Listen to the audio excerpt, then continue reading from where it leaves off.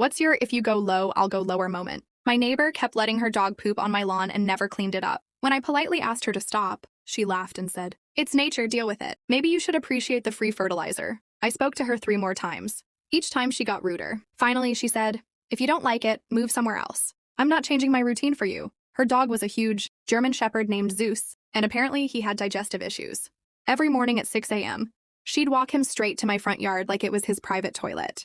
She'd stand there scrolling through her phone, acting like she didn't see what was happening. But the worst part? She'd make direct eye contact with me through my kitchen window while Zeus was squatting. Then she'd smirk. I swear she was doing it on purpose. The final straw came when my elderly mother visited for her birthday. While picking up the mail, she slipped on one of Zeus's gifts and almost broke her hip. I was furious. I confronted the neighbor again. She rolled her eyes and said, "Maybe your mom should watch where she's walking. It's not my fault she's clumsy, that did it." I snapped. No one talks about my mom like that. So I got creative. I bought a massive storage container from Home Depot and started collecting every single piece of Zeus's poop. Every day I added to the collection in my garage. For 2 weeks straight, I documented every pile with photos and kept a spreadsheet with timestamps and locations.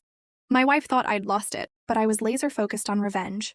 Then I heard from our mutual friend, Carol, that my neighbor was hosting her fancy book club's outdoor tea party that Saturday. 20 elegant ladies in white dresses, sipping wine and discussing cowboy romance novels in her pristine backyard. It was perfect.